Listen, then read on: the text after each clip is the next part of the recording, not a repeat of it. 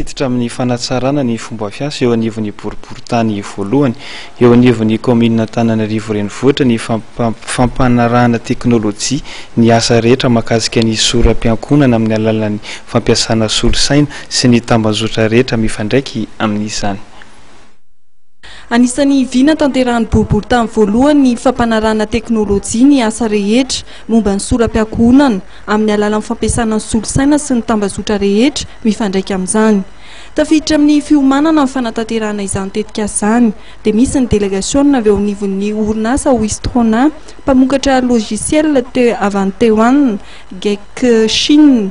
Ny jery fotony zava-misy ny filany eo anivon'ny boriboritany voalohany no fototry ny fitsidiana nataon'ireto orinasa ireto. Tetika asa izay mino fa efa ela no eritreretina dia ny hoe fanoloana amin'ny solosaina na ny fampidirana ny teknôlôjia vaovao anatin'ny fitantanana indrindrindrindra ny soram-piankonana.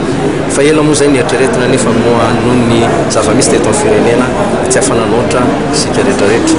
Zao dia raha sendra nandeha ny tsangatsangana tany amin'ny firenena anankiray ny tena dia misy an'io atao hoe teknôlôjia anankiray izay ataoko hoe tsy isika koa tsy hoe vahiny amin'izany fa mbola tsy dia tena tafiditra loatra ao anatin'izay isika. Teto aho zaho tsy teknisiana fa amin'ny larby zareo reo dia hanao famelabelara-kevitra tsy amin'ny trano tsy amin'ny hôtel de ville momba an'izay teknôlôjia izay dia anisany anasana antsika menakavy anatrika izany. Iny eto amin'ny boriboritany voalohany moa dia izay teknôlôjia izay no hitan'ny zareo zany fa mety hahatratra ary hahaingana sy hamarina indrindra ny fitantanana ny boriboritany soram-piankonana sy ny fototany. Fiantraikany rehetrarehetra moa izay zavatra rehetra izay atao anivon'ny tony boriboritany tony dia any am-ponina no miantraika soa rehetrarehetra dia ny taty fahasambahoaka natao. Dia voalohany indrindra aloha zany dia aingana ny asa aingana noho izao efa misy eo. Raha niditra teto angamba nanao natsikatra fa mbola misy ihany ny filaharana, misy ny fiandrasana amin'ny soram-piankonana hoe kopia afaka ny roandro, misy ihany koa ny fimenonenonana satria mbola atao amin'ny machine à écrire ny zavatra rehetra.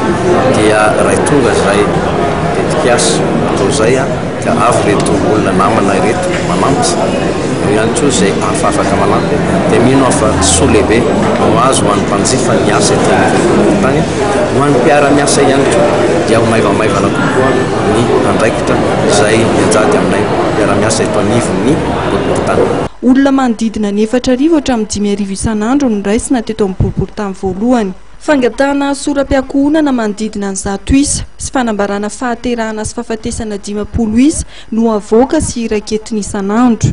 Ny any hafanganana amin'ny fomba fiasa entina hanomezana fahafapo ny manandrara eo anivon'ny boriboritany voalohany fanamby apetraky ny tompon'andraikitra.